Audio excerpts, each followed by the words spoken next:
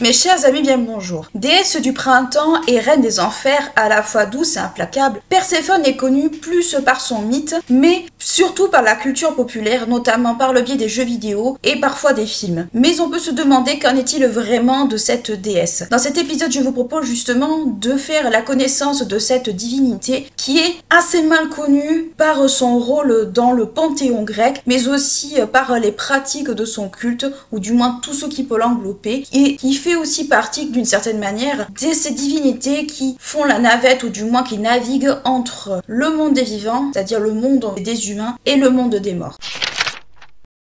Perséphone est connue sous le nom de Corée ou de Cora, qui signifie jeune fille. Elle prend le nom de Perséphone quand elle se marie à Hadès et qu'elle devient la reine des enfers. Par plus de facilité, on va rester sur Perséphone pour que ça soit beaucoup plus facile à comprendre et qu'on ne s'y perde pas dans cet épisode. Elle est la fille de Zeus et de Déméter. Toutefois, certaines sources lui donnent d'autres parents. En effet, on lui donne pour parents Déméter comme mère et Poséidon comme père, ou encore Zeus comme père et la nymphe Styx comme mère. Donc on garde un des deux parents, mais c'est juste le partenaire qui change. La plupart du temps, c'est la première version que Perséphone soit la fille de Déméter et de Zeus qui est la plus souvent retenue et le plus souvent mise en avant. Elle est la déesse de l'agriculture, du printemps et des céréales, mais notamment le blé. Elle fait partie des déesses vénérées à Éleusis et fait l'objet d'un culte à mystère au même titre que Déméter ou encore Dionysos, et parfois on les associe tous les trois ensemble. Elle est également décrite comme étant douce et aimable dans les sources, mais Perséphone a aussi un caractère infernal qui est très proche en fait de celui de sa mère. Donc on voit très bien que même si c'est une déesse liée à la végétation, à une déesse végétale, elle a quand même d'une certaine manière les mêmes traits que Déméter, les mêmes attributs que Déméter, mais aussi également, puisqu'on l'associe à Dionysos, aussi des tas attraits de Dionysos au sens où elle est capable d'attirer des catastrophes ou du moins d'en provoquer. Dans la mythologie grecque, Perséphone est liée à plusieurs mythes qui la concernent parfois directement ou indirectement. Le plus connu d'entre eux est celui de son enlèvement par Hadès. En effet, avec la concomitance de Zeus et d'Aphrodite, Hadès tombe amoureux de Perséphone et il décide tout simplement de l'enlever et d'en faire son épouse. Alors qu'elle cueille des narcisses ou des violettes selon les versions en compagnie des nymphes non loin de l'Etna, alors ça va dépendre, l'Etna c'est en Sicile, mais ça va dépendre aussi des sources que vous consultez, soit le lieu de son enlèvement a lieu dans la plaine de Nyssa, dont on parlera dans la seconde partie, soit à Éleusis, soit à Lerne, où vous avez le fameux Hydre, soit à Hermione, oui, ce n'est pas seulement le nom de l'ami d'Harry Potter, ou encore à Paros. Donc plusieurs lieux pour l'enlèvement, mais la plupart du temps, c'est les plaines de l'Etna qu'on va le plus souvent retenir. Bien décidé à l'épouser et en faire son épouse, Hadès surgit des profondeurs de la terre sur son char tiré par des chevaux bleus, et il enlève tout simplement la jeune déesse malgré les protestations des nymphes et de celles qui tentent de s'interposer, notamment Cyanée. Les cris de détresse de Perséphone, au moment de son enlèvement, alerte immédiatement des divinités, à savoir Hécate et Déméter, sa mère. Sa mère la recherche pendant 9 jours et 9 nuits, et durant ce temps, aucune végétation ne pousse, c'est-à-dire aucune céréale ne pousse, c'est là une famine totale, et cela entraîne un certain nombre de catastrophes tant pour les dieux que pour les humains. Au bout du 10e jour, c'est Hélios qui avoue la vérité à la déesse, à savoir que Hadès a enlevé sa fille. Par colère, et surtout par, on peut imaginer par fureur, cette dernière décide de ne plus laisser pousser quoi que ce soit justement sur la terre et elle quitte le mont là tant que sa fille ne lui est pas restituée. Cette famine que Déméter provoque par sa fureur a plusieurs conséquences, notamment le fait que les humains ne peuvent plus se nourrir et donc ne peuvent plus faire d'offrandes aux dieux. Voyant que la situation prenait une tournure de plus en plus épineuse, Zeus veut tenter une conciliation entre les différentes parties, à savoir trouver un terrain d'entente et arrêter la famine pour que les humains puissent continuer à faire des offrandes aux dieux. Le seigneur de l'Olympe envoie alors Hermès dans les enfers auprès de Hadès afin de le convaincre de rendre la jeune fille justement à sa mère, de la laisser remonter justement à la surface auprès de sa mère. Le seigneur des enfers, bon gré mal gré, accepte de la laisser remonter sous une certaine condition, à savoir qu'elle n'ait pas consommé quoi que ce soit, du moins la nourriture destinée aux morts. Malheureusement, entre-temps, Perséphone a consommé des graines de grenade, faisant qu'elle ne peut plus remonter justement justement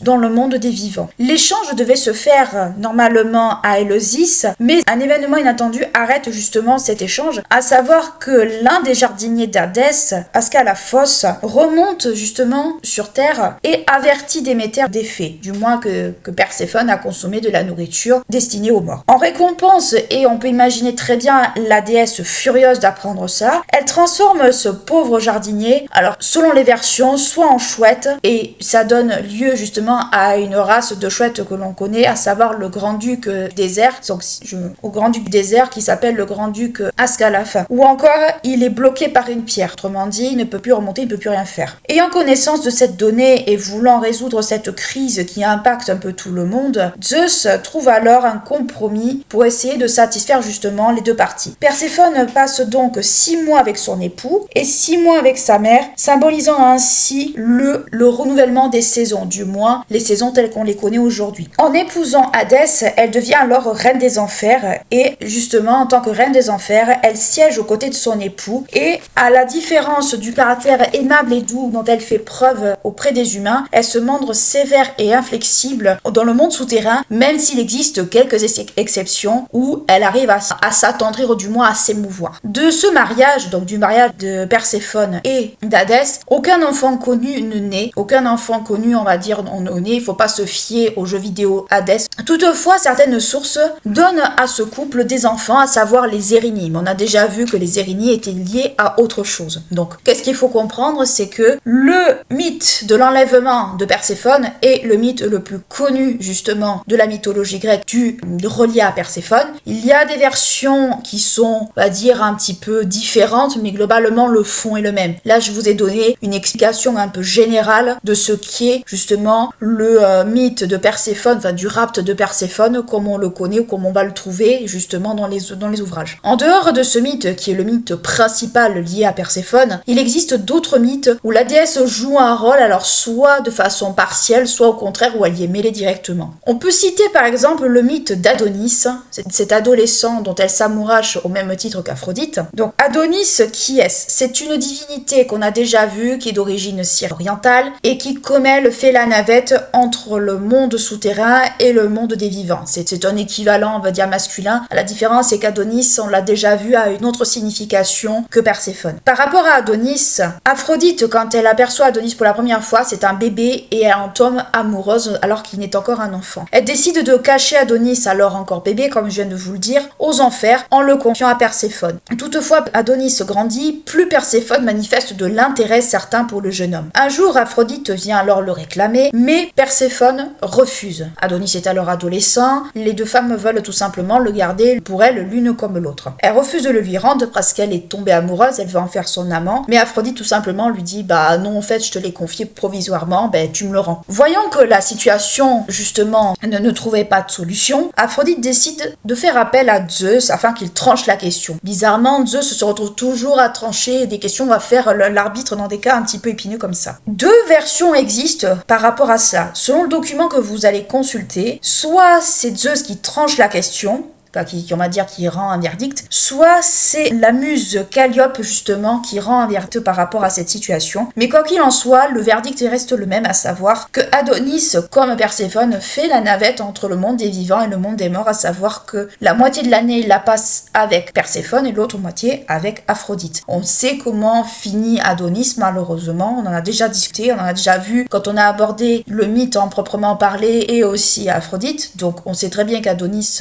va très mal finir, malheureusement, à un âge très jeune. Donc ça fait partie des mythes auxquels on peut associer Perséphone. Dans un autre mythe où elle joue un rôle un petit peu, on va dire, partiel, c'est celui de Orphée et Eurydice. Rappelez-vous, on avait déjà parlé d'Orphée au moment où on avait abordé son époux. Orphée décide de descendre aux enfers afin de récupérer Eurydice, mais pour qu'on laisse remonter Eurydice à la surface, il fallait négocier avec les deux souverains des enfers. La reine, qui de base est décrite comme implacable, inflexible et sévère, sévère, se laisse attendrir tant par le chant et la musique d'Orphée que par les arguments justement qu'il donne. Elle se laisse émouvoir. Donc on voit très bien que le caractère doux et aimable de Perséphone est toujours présent, malgré ce caractère quelque peu sévère qu'on peut lui accorder justement dans les sources. Et dans un autre mythe, toujours pareil, Perséphone joue un rôle où elle est, on va dire, tout aussi conciliante, à savoir le mythe du devin Tirésias, qui au moment de sa mort et de sa venue aux enfers, la reine décide tout simplement de lui accorder à titre exceptionnel de garder le sens de la raison et le don de divination, faisant de lui un peu le devin du monde souterrain. Tirésias,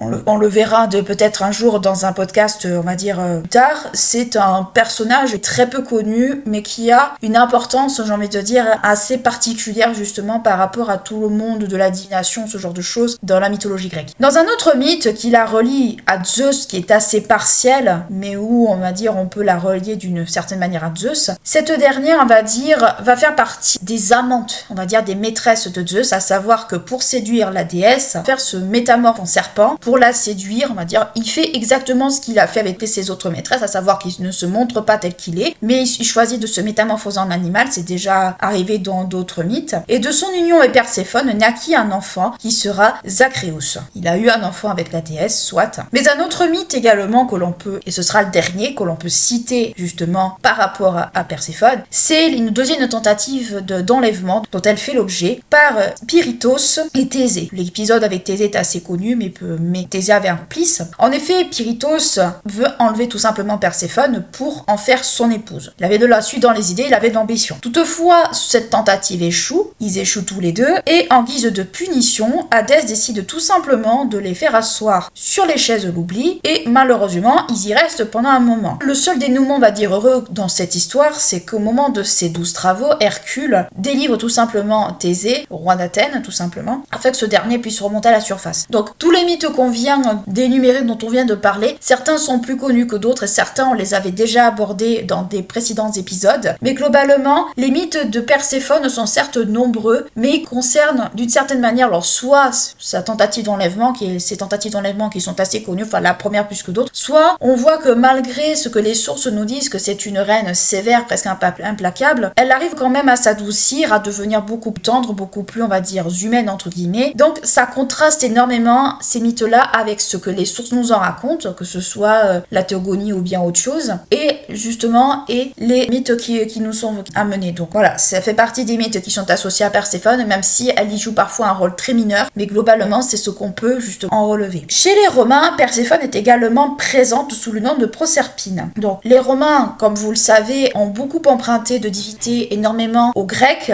ou alors aux Égyptiens par le biais de syncrétisme entre des divinités grecques et des divinités égyptiennes, ce qui fait que le panthéon romain est un panthéon qui est assez particulier, puisque ce n'est pas un panthéon qui leur est propre. Alors, on a déjà vu Janus, bien entendu, qui est une divinité propre aux Romains, mais les Romains ont beaucoup de syncrétisme et ont beaucoup emprunté, comme vous le savez déjà, aux Grecs. Donc, on n'est pas très surpris de retrouver justement Perséphone sous un autre nom chez eux. Toutefois, elle est considérée comme la fille de Cérès, qui est un équivalent un peu de Déméter. Voilà, on se sont inspirés encore une fois justement des Grecs, mais elle est vénérée d'une certaine manière. Elle est vénérée notamment au mont Aventin, mais elle est également associée à d'autres divinités comme les moires dont on avait déjà parlé et qui sont des divinités qu'on retrouve également chez les Romains, mais appelées sous un autre nom, et les Ilithies, qui sont aussi des divinités qu'on associe très souvent à Zeus. Et elle est également associée à son époux, mais avec un autre nom, c'est-à-dire qu'on avait déjà vu que chez les Romains, Hadès était appelé dans ses qualifications Dispater, donc c'est un équivalent d'Hadès, mais c'est Hadès, c'est un de ses noms. Donc elle est associée justement, encore une fois, à Hadès, et dans ce cadre-là, justement où elle est associée à Hadès, elle est vénérée dans un hôtel qui cette fois-ci est souterrain, cohérent justement avec le monde souterrain, à Tarentum. Qu'est-ce qu'on peut conclure de tout ce que je viens de vous raconter? C'est que Perséphone, comme d'autres divinités, est une divinité végétale. Une divinité végétale qui est associée à la fois au caractère de mort et de vie. À savoir que elle est associée notamment à la germination du grain qui est pendant quelques temps sous terre et qui normalement est censé éclore et donner vie. Elle est associée notamment à ce cycle-là. Maintenant, si on doit la comparer par exemple à Déméter ou à Dionysos, qui sont deux divinités végétales et infernales, elle est d'une férocité moindre. C'est-à-dire que les sources la décrivent comme étant sévère et inflexible, mais on a vu avec Tirésias avec Orphée, qu'elle arrive à s'adoucir, qu'elle arrive tout du moins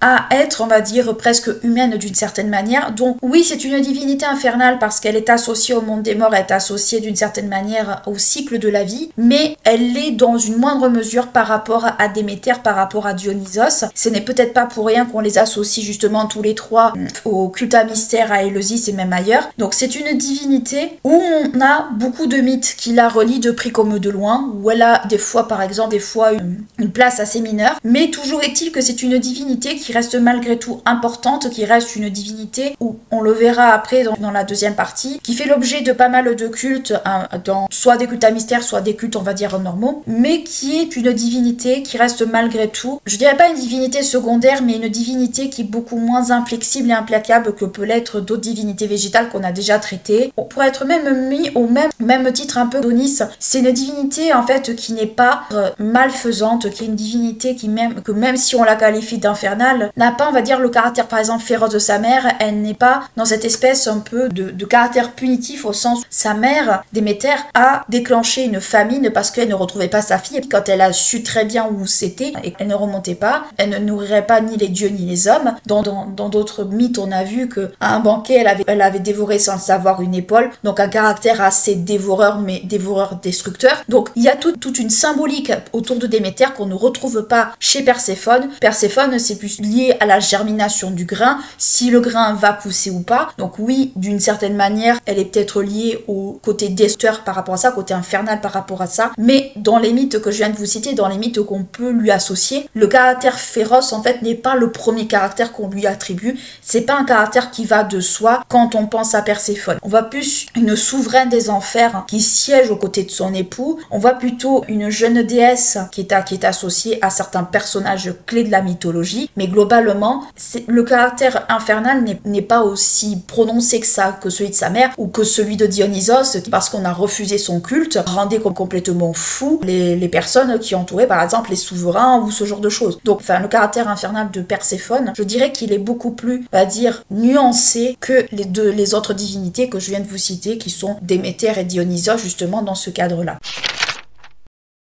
Perséphone fait l'objet d'un culte important, notamment dans certaines villes, comme à Thèbes, à Mégare, à Éleusis, dont on parlera juste après, ou encore en Sicile, l'Etna, justement, puisqu'on relie justement son enlèvement aux plaines de l'Etna, ou encore en Arcadie. À Nyssa, qui fait partie des lieux potentiels où la déesse aurait été enlevée, Perséphone fait l'objet d'un culte assez particulier, puisque selon la version du mythe concerne justement les plaines de Nyssa, et où Hadès aurait enlevé justement Corée avant de devenir Perséphone à ce moment-là. Un culte assez particulier est à souligner, à savoir qu'on retrouve justement la présence de bois sacrés et d'un temple qui a attiré un grand nombre de malades, convaincus des bienfaits en fait guérisseurs que ces deux divinités associées ensemble pouvaient donner. Donc ce qu'on peut voir, c'est que il y avait une espèce de culte, on va dire, de ces divinités-là qui était un petit peu aux antipodes de ce qu'on leur connaît, à savoir que de divinités de base, parce qu'Hadès est une divinité végétale d'une certaine façon, pas aussi prononcée que les autres, mais on va dire dans une moindre mesure, et Perséphone également est une divinité végétale à la base. De divinités végétales, elles sont devenues des divinités presque guérisseuses. Donc on se doute bien que si un grand nombre de personnes venaient justement dans cet endroit-là, c'est que fil en aiguille, ou du moins les rumeurs couraient, disaient que ces deux divinités pouvaient certainement guérir certaines maladies ou ce genre de choses. Donc on voit que ces deux divinités, dans ce cadre-là, sont un peu aux antipodes de leur fonction principale dans le cadre de ce culte-là. Dans le cadre justement des cultes à mystère, on peut citer par exemple le culte à mystère qui se trouve à Samothrace, où elle est assimilée à une divinité dont le nom est Axiochirsa, qui est un espèce d'équivalent, du moins d'un mixte entre Perséphone et Déméter. Il en valait de même pour ce qui était la cité de Péla, où elle est associée cette fois-ci à un culte à mystère, mais non pas, on va dire, toute seule, mais avec Dionysos. Donc on voit très bien que le culte à mystère n'était pas propre à Éleusis. Samothrace se situe en mer Égée, c'est une petite île grecque où elle fait l'objet un peu d'une espèce de syncrétisme entre elle-même et Déméter pour donner lieu à une autre divinité, une espèce de syncrétisme ou une espèce, on va dire, de mélange entre les deux. Et Apella, qui est en Macédoine et non pas en Grèce, elle est associée au culte de Dionysos. On sait très bien que certains cultes se sont exportés à l'extérieur, par exemple à Chypre ou ailleurs, ou sous tout le bassin de la Méditerranée. Certaines divinités étrangères ont été amenées en Grèce et certaines divinités grecques ont été amenées ailleurs. C'était un petit peu le le jeu à l'époque-là, où justement la diffusion des cultes se faisait en grande partie comme ça, par le biais du commerce, des batailles, ce genre de choses. Donc il n'est pas impossible qu'elle ait fait l'objet d'un mystère Apella associé à Dionysos, puisque nous l'avons vu, Dionysos est une divinité qui est un peu une divinité errante. Je vous l'ai dit durant l'épisode, c'est un petit peu une divinité dont les mythes en fait lui associent beaucoup de pérégrinations, et il n'est pas étonnant qu'on l'associe à Dionysos à ce moment-là. Il est très fortement possible aussi que le culte se soit importé à Apella par des colons grecs ou des soldats ou autres, et qu'ils en aient fait une espèce de culte proprement local. Donc on voit très bien que Perséphone fait l'objet de cultes à mystère avec des divinités principalement végétales, ou d'une espèce de syncrétisme dans certains cas, mais on voit que Perséphone avait dans certaines cités déjà une place assez importante. Le cas d'Éleusis, on va le voir un peu après, c'est un cas très particulier puisque c'est peut-être le culte le plus important où l'on peut justement l'associer avec Déméter en premier lieu, puisque la mère et la fille sont très souvent ensemble, mais aussi d'une certaine manière avec Dionysos également. Chez les Grecs, comme je vous l'ai expliqué, Perséphone c'est une divinité infernale qui est très souvent liée à la végétation mais à la mort. Il faut bien garder ça en tête justement quand vous pensez à Perséphone, puisque c'est une divinité qui est de base auquel on ne pense pas forcément, parce qu'on se doute pas qu'en fait c'est une divinité liée à la végétation, mais elle fait partie justement de ces divinités propres à la végétation, qui est une divinité en fait qu'on connaît très mal à ce niveau-là, mais qui en même temps a son importance. Comme je vous l'ai expliqué, elle est associée à tout ce qui est autour de la germination du grain, notamment du blé, à savoir si le grain va pousser ou pas, peut-être indirectement lié aussi au fait que sa mère a affamé les humains au même titre que les dieux en provoquant une famine. On peut y voir une espèce de corrélation un peu de façon plus ou moins indirecte par rapport à ça. À Éleusis, Perséphone est vénérée comme une déesse végétale en compagnie de sa mère Déméter. Éleusis porte actuellement le nom de Lefsina. Il s'agit principalement aujourd'hui d'un bourg industriel et il se situe au nord-ouest d'Athènes, en face de Salamine et vers la continuité de Thèbes, pour vous donner un petit peu une géographie précise de où peut se situer Éleusis, du moins à l'époque antique et aujourd'hui. Dans l'Antiquité, Éleusis était connu pour son culte à mystère et les bienfaits de ce dernier. En effet, dès le début du VIe siècle, Éleusis attire de nombreuses personnes, d'abord en Grèce principalement, puis de façon internationale, notamment avec diverses influences dont on parlera juste après. Durant les mystères d'Éleusis, ou du moins durant la période de ces mystères, c'est Déméter et Perséphone qui sont concernés principalement, mais après viendra ensuite Dionysos, même si dans les célébrations de Déméter et de Perséphone, Dionysos n'est pas concerné. Pour comprendre le culte, il faut bien avoir en tête que c'est le mythe du rapt de Perséphone principalement qui est mis en avant, du moins l'épisode où Déméter est hébergée par le roi Kéléos, où cette dernière demande au roi qu'on érige un temple en son honneur et qui est un culte justement en son honneur. C'est du moins ce que le mythe nous raconte. Ces informations sont celles que l'on retrouve principalement dans l'hymne homérique qui s'appelle l'hymne de Déméter, mais on retrouve également certaines informations dans la Théogonie d'Hésiode également. Le sanctuaire est présent, du moins le sanctuaire d'Éleusis, est présent bien avant le XVIe siècle. En effet, ce dernier est présent dès le XVIIIe siècle avant Jésus-Christ, mais il devient un lieu saint qu'entre 1400 et 1100 avant Jésus-Christ. Donc ce qu'il faut comprendre, c'est que le sanctuaire d'Éleusis, tel que nous le connaissons, du moins tel qu'il nous est décrit, était présent bien avant en fait le VIe siècle. Au VIe siècle, il a une espèce d'attrait d'une certaine manière, de façon beaucoup plus large et en dehors de Grèce, mais il était présent bien avant et on pratiquait un culte bien différent. Le culte en fait, ou les pratiques du culte de Déméter et de Perséphone, puisque les deux s'entrechoquent, les deux s'entremêlent, évoluent en fait au fil du temps, au fil des invasions dont on parlera juste après, et au fil justement de la croyance. Il faut bien avoir en tête également que le mythe du rapt de Perséphone, ou du moins l'épisode, la partie où Déméter est hébergée à Éleusis, est principalement le mythe, ou du moins la partie du mythe qui est la plus retenue et la plus présente. Du moins c'est ce qu'il faut en conclure principalement. Par ailleurs, les historiens soulignent plusieurs influences concernant justement la pratique que l'on peut trouver à Éleusis. On peut trouver des influences égyptiennes, crétoises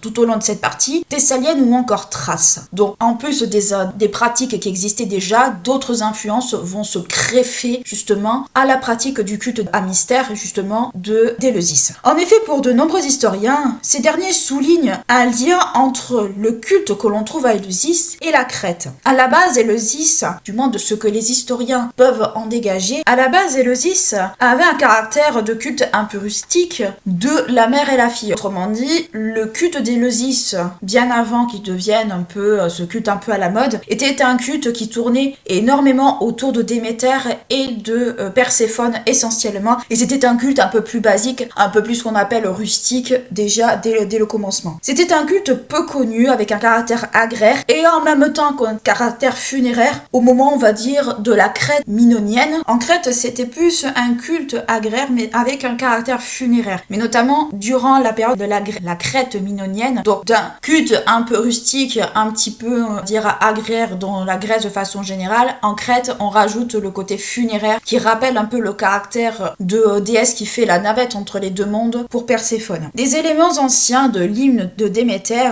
se retrouvent également dans le culte crétois. Comme je vous l'ai expliqué depuis le début de cette partie sur Éleusis, la pratique du culte de Déméter et de Perséphone s'entrechoque peu étant donné que la mère et la fille sont très souvent associées et du coup il n'est pas toujours aisé de faire la distinction entre ce qui relève de l'une et ce qui peut relever de l'autre, voire des deux en même temps. En effet, des éléments, du moins du nom d'Éleusis, en Grèce, les historiens le lient également à des noms d'origine crétoise, notamment de la cité d'Életerne en Crète ou encore de Kérénie. Pour certains historiens, du moins pour une partie d'entre eux, et pour d'autres, c'est plus un rattachement à la déesse de la naissance, Éléitia, qu'on va plus associer le nom d'Éleusis, ou du moins avec lequel on va plus rattacher la notion du nom d'Éleusis. Et c'est une déesse qu'on va retrouver principalement autour de la mer Égée, au pourtour de la mer Égée, dans le Péloponnèse, mais également présente en Crète. Donc une espèce un peu d'influence pour les uns de deux cités et de l'autre d'une divinité particulière pourrait être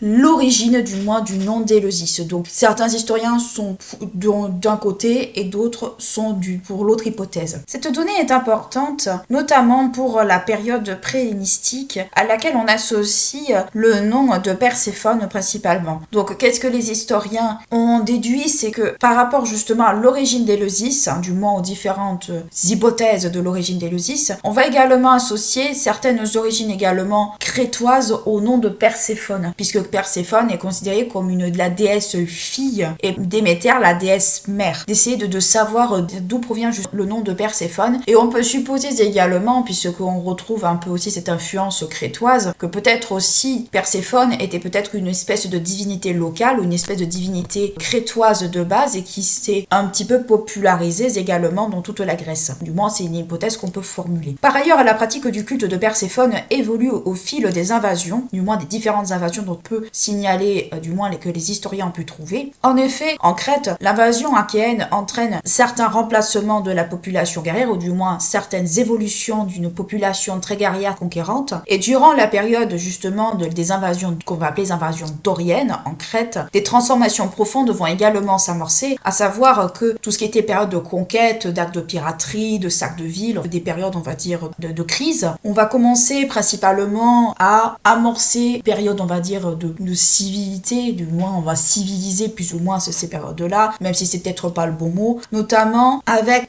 la présence des femmes. Alors, je m'explique quand je dis ça, c'est-à-dire que concrètement, comme dans beaucoup de cas de guerre, d'invasion, ce genre de choses, les femmes vont servir un peu de monnaie d'échange, notamment par le biais de mariage, par le biais de ce genre de choses. Les femmes ne sont pas exclues du culte à mystère d'Éleusis, donc les femmes jouent un rôle justement là-dedans. Concernant le culte, du moins le culte de Perséphone de façon générale, les historiens relèvent, ou du moins le culte, du moins les célébrations plutôt qui se passent à Éleusis, les historiens relèvent le nom de certaines familles qui ont dominé un peu, ou qui ont du moins présidé certaines célébrations, comme les Eumolpides ou les Chérikès, mais sans pour autant donner de nom particulier, de prénom particulier. Donc on peut supposer que ces personnes-là étaient juste là pour superviser le culte, mais rien d'autre. Il n'y a pas de personnes dans ces familles qui se sont distinguées plus qu'un autre. Quant à Athènes, puisque Athènes était un peu le centre névralgique de la Grèce à cette époque-là, le culte d'Éleusis n'est pas interdit, ils vont juste peut-être avoir un œil dessus, mais c'est tout. Et concernant le sanctuaire d'Éleusis dont on a vite fait parler en tout début, il était composé d'une salle d'initiation qu'on va appeler le Télestérion,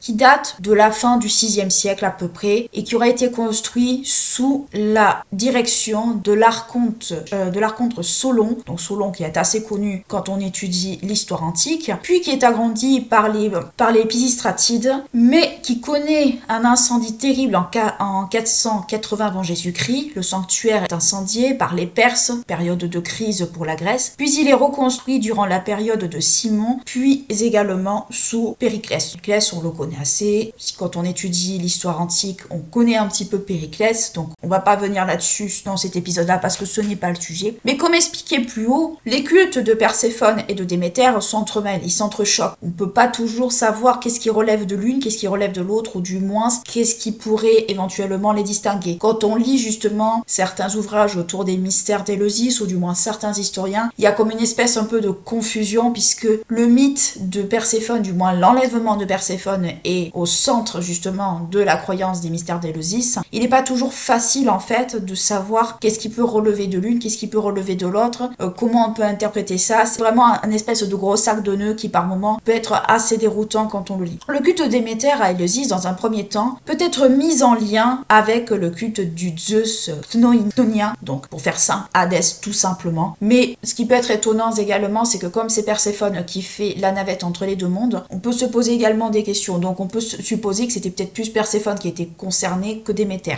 Mais c'est fortement possible que ce soit plus Déméter que Perséphone. Il en est de même, comme je vous l'ai dit, pour le culte de Perséphone. Le culte se déroule en plusieurs étapes, du moins les premiers temps du culte, les premières, on va dire les premiers prémices du culte, puisque comme je vous le dis, le culte évolue au fil du temps. Dans les premiers temps du culte, c'était un sacrifice de porc, donc on a déjà parlé des sacrifices animaux dans le cadre justement de la croyance grecque plus d'une fois, qui était alors organisée. Ces derniers étaient jetés dans des gouffres dédiés de déesses, et dans le cadre du culte, justement dans le cadre on va dire des rites liés à Perséphone, ça avait une vocation de purification. Donc dans un deuxième temps, on jette ces pauvres bêtes dans un gouffre, dans des citernes ou ce genre de choses, dans un espace creux qui renvoie au caractère souterrain justement de la déesse. Puis dans un deuxième temps, des femmes, comme je vous l'expliquais, les femmes ne sont pas exclues du culte, bien au contraire, reviennent 4 mois plus tard pour récupérer justement les restes décomposés de ces pauvres bêtes et les déposent sur un autel. Les fidèles, justement, qui participent au mystère d'Éleusis, du moins que ce soit, même en Crète, on retrouve également ces pratiques. Les fidèles les mélangent alors, du moins les restes sont mélangés à des semences dans le but d'avoir de bonnes récoltes. Donc il y avait une volonté, une espèce d'attirer le bon œil pour les récoltes, puisque Déméter est lié à la végétation, est lié aux céréales, ce genre de choses, et Perséphone également. En Crète, Perséphone est une divinité végétale, même en Grèce, de façon générale, mais également une divinité entre deux mondes. Comme je vous l'expliquais, c'est une divinité qui fait la navette au même titre que par exemple Adonis. Donc c'est quelque chose qu'on retrouve à la fois chez les Grecs et chez les Crétois. Les lieux de sacrifice par rapport justement à ce cadre-là sont principalement des cavernes, des précipices, on va citer également des citernes, des grottes ou ce genre de choses. Donc ça renvoie au caractère justement de déesse, de reine des enfers d'une certaine façon. Dans un premier temps, ça sera ça. Et puis dans un deuxième temps, on vénère Perséphone plutôt d'une autre manière, à savoir que d'endroits un peu sombres, le culte va se déplacer vers des endroits, on va dire, plus, mis en lumière, entre guillemets, à savoir que ces genres de choses va se faire plus maintenant dans des palais et des maisons, plus que dans des grottes, des cavernes ou ce genre de choses. Donc dans un premier temps, ce sera des endroits sombres, des endroits liés à la nature. Dans un deuxième temps, ça va se déplacer vers les palais et les maisons, et dans un troisième temps, ça va se déplacer dans des temples ou dans des maisons de culte ou ce genre de choses. Donc on voit qu'il y a une évolution en fait de la pratique, ou du moins des endroits de la pratique de ces cultes-là. En Crète minonienne, le culte, comme je vous l'ai expliqué, prend de la place dans les palais royaux. Donc qu'est-ce qu'on peut dire? C'est qu'il y a un déplacement de la façon justement du moins des lieux de culte par rapport à Perséphone, que ce soit en Grèce ou en Crète. Dans les palais royaux, ce qu'on peut souligner, c'est que ce culte en fait fait l'objet d'une espèce de secret, un peu de culte à mystère, une espèce de culte secret dans des salles bien particulières du palais où seuls les prêtres pouvaient pénétrer, donc ne pouvait pas rentrer qui voulait là-dedans. À Éleusis, selon les historiens, c'est le Téléstrion qui était consacré aux deux déesses. Donc Téléstrion, on en a parlé tout à l'heure, c'est lui qui était consacré aux deux déesses, et c'est une construction qui est relativement ancienne et qui est séparée d'un palais, d'une pratique qui se faisait au sein des palais, ou du moins dans des endroits bien précis des palais. À Éleusis, on a fait le choix de ne pas fusionner les deux et de faire quelque chose de bien distinct. On voit qu'il y a une espèce de volonté justement que le culte en fait soit entre guillemets ouvert à tous, tous, même si, voilà, il y a quand même quelques différences. Toutefois, à l'époque mycénienne, avec l'échec de la monarchie et tout ce que ça a entraîné, on assiste en fait à une séparation dans la pratique du culte, du mythe de Perséphone et des rites. Donc, si jusqu'à présent, comme je vous l'expliquais, le mythe du rapt de Perséphone et tout ce qui peut entourer justement ce rapt était très présent dans la croyance des mystères d'Éleusis, que ce soit même à Éleusis même ou même en Crète, même si c'était pas les mystères d'Éleusis comme on l'entend, le rapt était le centre presque de la croyance, avec justement la période mycénienne et la fin justement de la royauté. On fait le choix de séparer les deux. On fait le choix de séparer ce qui était auparavant le cœur, ou du moins un des textes fondamentaux de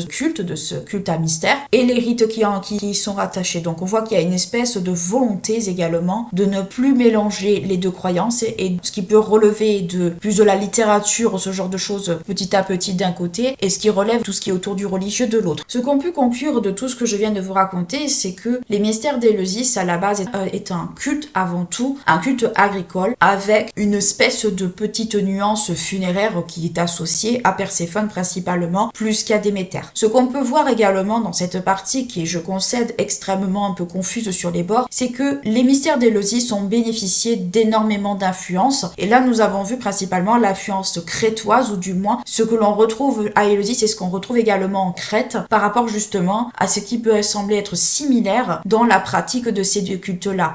On a vu que le culte a énormément évolué, ce n'est plus un culte qu'on pratique justement en pleine nature, du moins dans les grottes ou ce genre de choses, ça se déplace dans les palais, dans les maisons, ce genre de choses, donc il y a une évolution quant au lieu de pratique. Et ce qu'il faut aussi également noter, c'est que la pratique elle-même change. C'est-à-dire que ce que je ne vous ai pas dit, et ce que je vous dis là maintenant, c'est que de sacrifice animal qu'on a présenté, ça va plutôt être un sacrifice entre guillemets végétal, puisque ce sera plutôt tout ce qui est autour des céréales et tout ça qui sont mis en avant beaucoup plus tard. Donc il y a une évolution concrètement par rapport à ça. Le caractère un peu chtonien qu'on peut noter, qui est en rapport avec Hadès, qu'on le veuille ou pas, c'est que cela concerne les deux déesses, pas seulement Perséphone. Et c'est peut-être toute la subtilité que l'on peut noter. Les différentes invasions qu'il y a eu en Crète ont énormément beaucoup influencé justement cette espèce de culte à mystère qui était peut-être présent, ou du moins qui a pu inspirer le culte d'Éleusis comme on le connaît justement aujourd'hui. Donc on voit que le contexte politique, les contextes en dehors justement du contexte religieux ont également beaucoup influencé justement la pratique de ce culte-là. C'est quelque chose qui n'est pas évident de prime abord à comprendre, et je peux totalement le concevoir. C'est un culte en fait qui entremêle deux déesses principalement. Le cas de Dionysos est un cas un peu particulier, puisque Dionysos, et même on pourrait l'associer aux deux autres déesses, ce sont des divinités qui sont infernales de base, qui sont liées à la végétation, mais qui ont aussi un caractère très infernal, qui n'est pas toujours très connu, pas toujours mis en avant, mais qui existe dans ces deux divinités. Mais toutefois, dans les pratiques religieuses qui sont associées à Déméter et Perséphone, Dionysos en est totalement exclu, puisqu'il ne fait pas partie de ce qui peut rattacher au mythe du rapt de Perséphone, même si on a vu que avec la période mycénienne, le mythe du rapt est un peu mis de côté pour laisser place à une pratique religieuse, on va dire, plus classique, plus conventionnelle, moins basée sur, on va dire, sur l'imaginaire, sur un mythe qui date de l'époque homérique. Donc on voit qu'il y a une espèce d'évolution dans la pratique des mystères d'Éleusis, la pratique qui est liée également au mystère d'Éleusis en Crète. Donc c'est vrai que ça fait un petit peu sac de nœuds. Mais ce qu'il faut retenir un peu dans toute cette partie, c'est que on ne distingue pas, ou très difficilement, la pratique du culte de Perséphone avec celle de Déméter, puisque les deux sont liés. Pareil pour la pratique du culte de Perséphone avec celle de Hadès, puisque les deux sont liés. Donc en fait, Perséphone est une déesse qui, je trouve, a du mal à avoir une identité propre, puisqu'elle est toujours associée à une autre divinité en particulier. On a vu qu'il y avait des pratiques qui lui étaient propres, mais globalement c'est très difficile, quand vous lisez certains historiens, de savoir qu'il peut relever de Perséphone toute seule et ce qui peut relever de Perséphone avec un tiers. Donc ce qu'il faut comprendre avec Perséphone, c'est que oui, c'est une divinité qui est liée à la végétation, qui est liée aux céréales, surtout au blé, qui est liée au renouvellement des saisons, et c'est ce qui est le plus mis en avant par exemple dans le cadre d'Éleusis, et c'est ce qui est de toute façon le plus connu la concernant, mais c'est également aussi l'aspect en fait qui est, je pense, et ça n'engage que moi, qui est peut-être le plus connu chez elle et qui est le plus mis en avant, comme je l'ai dit il y a un instant, mais qui est également le seul peut-être qu'on lui connaît le plus facilement. Et on connaît assez mal en fait, je trouve, ou du moins quand on lit certains historiens, la confusion est quand même assez présente, du moins, tout dépend comment on rédige ça. Il est très difficile en fait de dégager certains aspects de Perséphone toute seule. En conclusion, ce que nous pouvons dire par rapport à Perséphone, c'est que c'est une déesse qui est difficile à distinguer tant par rapport à son mari que par rapport à sa mère Déméter. Si on regarde bien, en fait, par exemple, dans tout ce qui est autour des mystères d'Éleusis, ou du moins de la vénération de Perséphone par rapport justement au culte à mystère, on la relie assez facilement à sa mère principalement, mais surtout on s'aperçoit, et nous l'avons vu dans cette partie, qu'il est difficile en fait parfois de dégager des notions qui sont propres à son culte dans le cadre des mystères d'Éleusis et de ce qui relève également du culte de Déméter. Étant donné que les deux s'entremêlent, étant donné que les deux en fait on va dire s'entrelacent, puisque à Éleusis c'est énormément le fait que, le rapt de Perséphone qui est mis en avant, que c'est principalement cette histoire qui est énormément retenue et que de cette histoire découle tout ce qui est autour de la croyance de Déméter par rapport au culte à mystère d'Éleusis, fait qu'il n'est pas toujours facile en fait de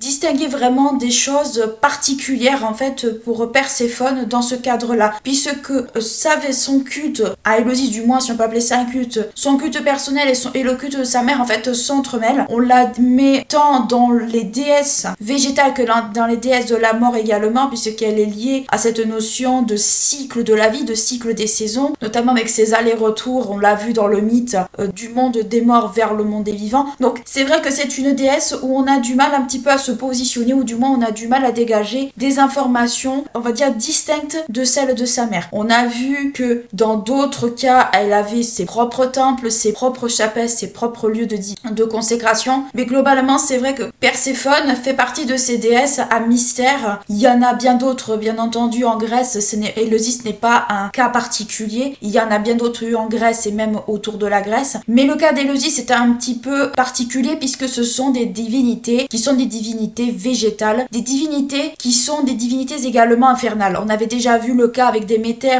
brièvement dans une autre vidéo, ou même de Dionysos. Les trois divinités sont, on va dire, associées d'une certaine manière, même si Dionysos est exclu de certaines fêtes, de certaines vénérations à Éleusis, contrairement aux deux autres. Donc on voit que Perséphone, c'est pas tellement en fait une divinité qui est facile à cerner, qui est facile en fait à distinguer, je trouve, de Hadès, son époux, et de Déméter. Par-delà ça, c'est une divinité végétale, c'est une divinité qui est un peu entre deux mondes, exactement comme les Adonis dont on a déjà parlé précédemment, et qui fait que on a un peu de mal en fait à la positionner véritablement. Est-ce qu'elle dépend du monde des morts? Est-ce qu'elle dépend du monde des vivants? On ne sait pas trop également. On peut également se poser la question, si on regarde vers l'Égypte, par rapport aussi à Osiris. Osiris, est-ce qu'il est plus dans le cadre des morts que le cadre des vivants, puisque Osiris a pareil un peu cette espèce un peu de transition du monde des vivants vers le monde des morts. On peut se poser aisément la question si on peut pas les mettre un peu dans ce cadre-là, mais encore une fois, comme je vous le dis, ça reste des cas assez particuliers dans la croyance